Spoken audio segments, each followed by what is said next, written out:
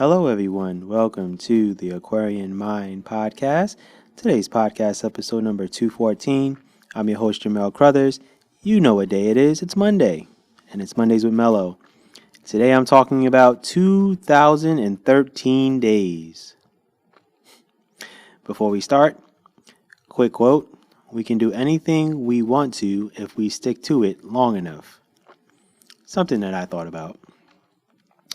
Now, you're probably wondering, excuse me, what the significance of 2013 days means. Well, I'll tell you, and it's going to be a good one. It took me 2013 days from the first book I published until I got a meeting with a bookstore to hold my books in their store. So that equates to 5 years, 6 months, and 4 days to be exact. It took me moving across the country 2,700 miles away from my home to achieve something I've always been working for years, basically. The opportunities didn't come from me in my own hometown and state, and it took a journey across the country to live in Arizona for everything to start looking up and changing for me. And the journey has been long but very fulfilling. And there's a lot of work that went into getting that one meeting with a store owner. It took a social media post by a store owner for me to share my content. And from there, we built a relationship. I met with him at his bookstore, and now we're building something bigger. And what I want everyone to know is his hard work does pay off. There are no overnight successes. And if you are consistent with what you're doing, the results will show down the road. And for 2013 days, I dedicated my time, patience, energy, and effort to my craft and did the work through discipline, drive, determination, and dedication. And for some people, it will take longer than what it took for me. But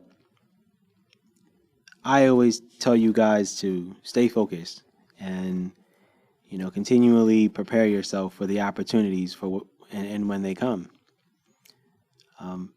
I will say that when I was living in New York, there are a lot of bookstores. And I'm not necessarily talking about the big Barnes and Noble stores that people see in the city and, people see, on TV commercials, things like that. No. Because I've been to those. And I was not trying to get my books in the big Barnes and Noble stores. That was never really the big goal. It was about being in the smaller bookstores.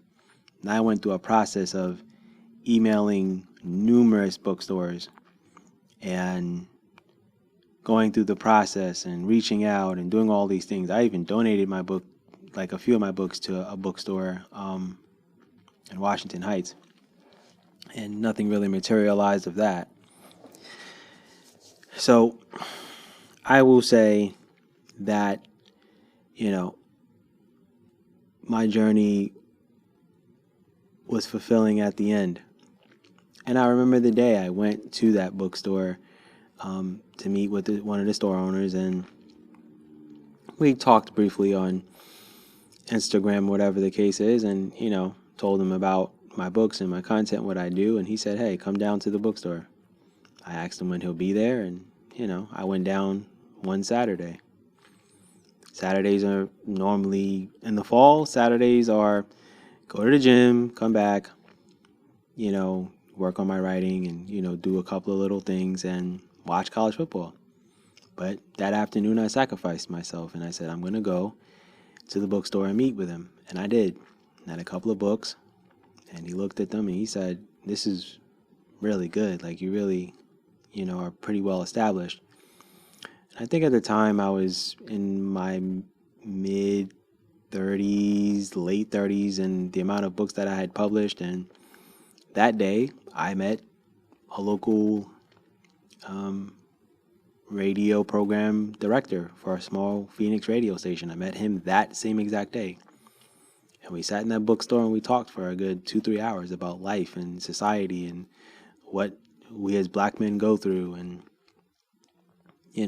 he liked my energy, liked my vibe. He liked, the content that I wrote about. And set up an interview with him, and he interviewed me and that video is actually on my website. And it was a really, great introduction to, me moving to, Arizona, and met some good people. And I still have the store owner's phone number. We still keep in touch. Haven't spoken to him in a few months, but a lot has gone on, and he does a lot of other things besides the bookstore. He's involved in the community, and he owns land, and a whole lot of other things. But the point is that to go that long, and then finally you get that one break. And when I put 3 of my books in the bookstore, they were doing well. They were selling, and now I have to go through the process of going back to the bookstore, giving them some new books to have in their store. And I went through the process of having a consignment, which basically is a relationship between an author and a bookstore, and agreeing to what percentage the store will take, the agreement that the author will get, and payment and all that stuff. And it's been fun. And I look forward to expanding and utilizing other bookstores in Phoenix. There will be some opportunities for me to do that this year.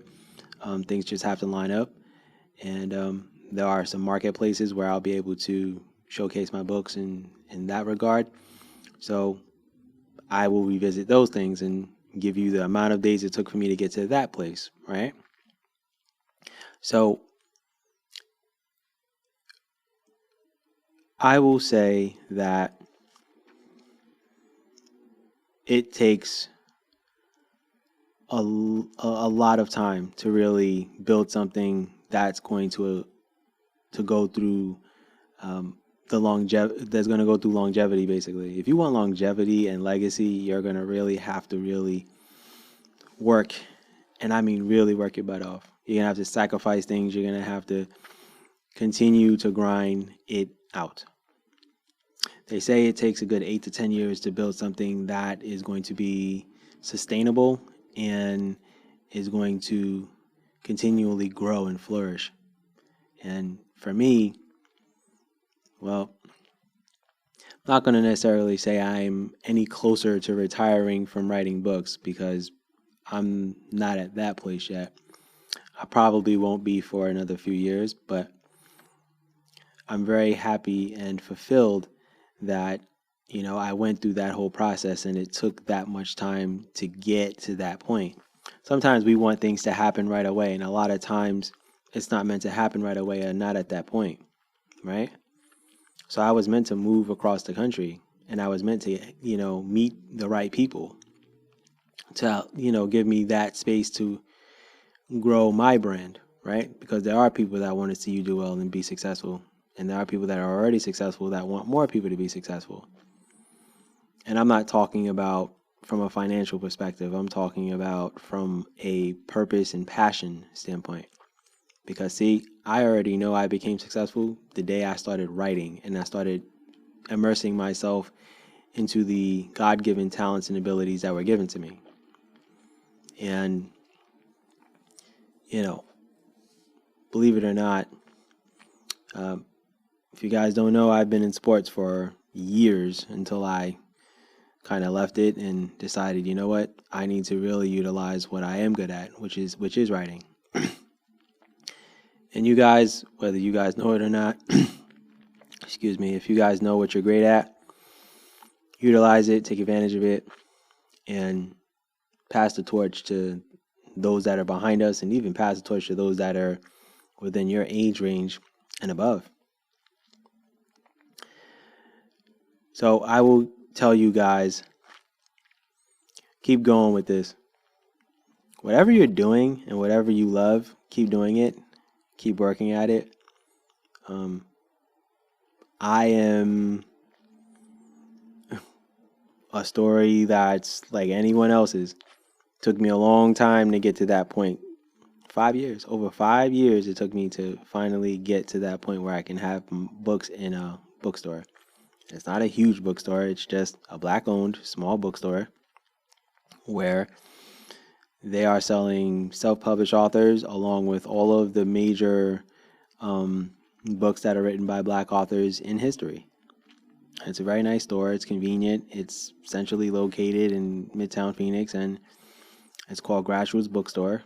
And I autograph my books when I leave them there. So if you ever want to order a paperback book and it's autographed, you can get it from Grassroots Bookstore.